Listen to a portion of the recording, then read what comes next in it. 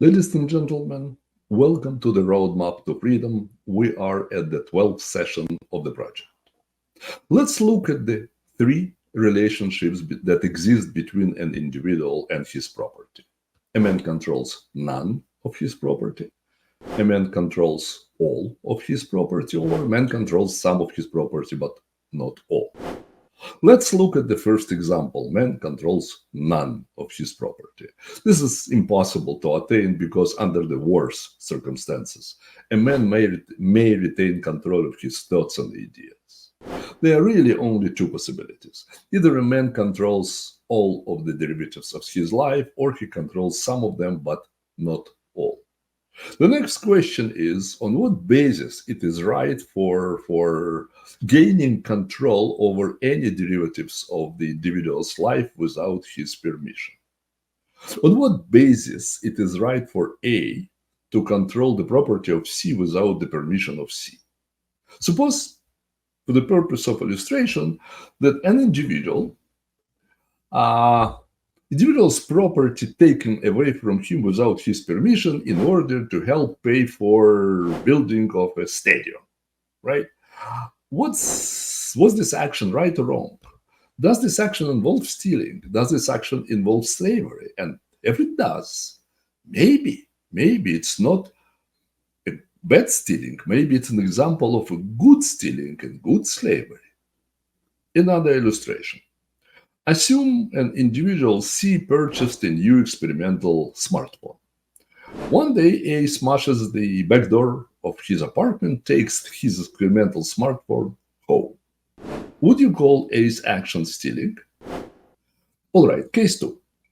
A goes to B and says, B, is it all right with you if I take C's phone? And B says, go ahead, take it.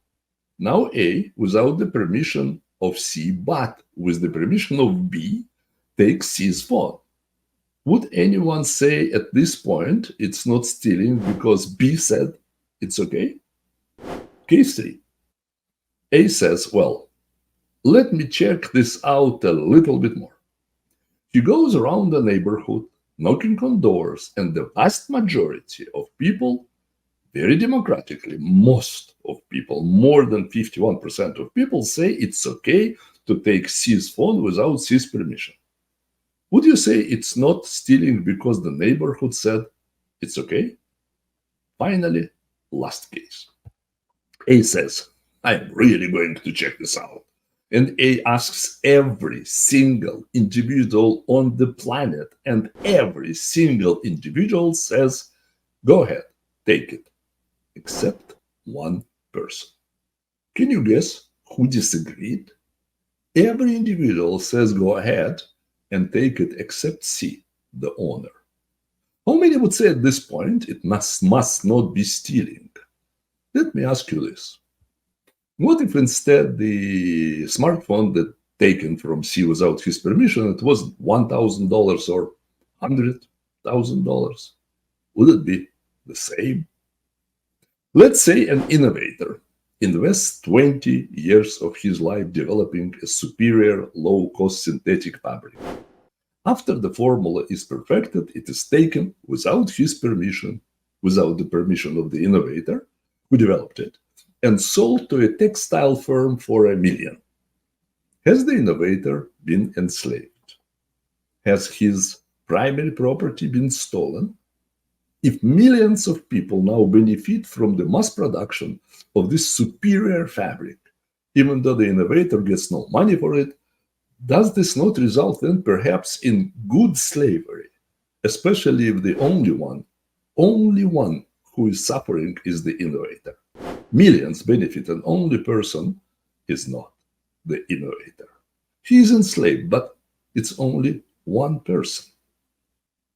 Now, which one of the following examples of taking away property without permission of the owner involves slavery, involuntary servitude, and stealing? 1. A handsome, well-dressed man takes $5,000 from you without your permission to purchase a new auto to provide him with badly needed transportation to it from UCLA. Is this involuntary servitude, slavery, stealing?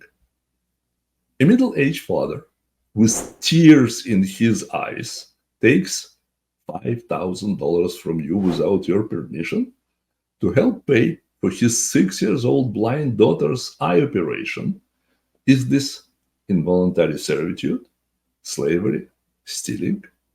A man dedicated to serving his community takes $5,000 from you without your permission in order to help finance the construction of a school for homeless orphans. Is that involuntary servitude, slavery, stealing? The good citizens of the community vote on and pass a measure taking $5,000 from you without your permission in order to help support airports and parks. Is that involuntary servitude, slavery, stealing? If you look, there are only two possibilities. Property leaves your hands with your consent, or without it. That covers all possibilities.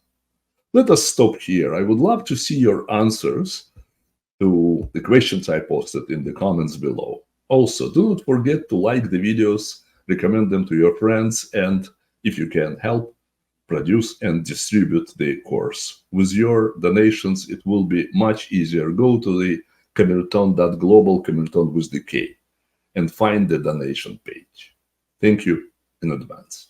Until next time.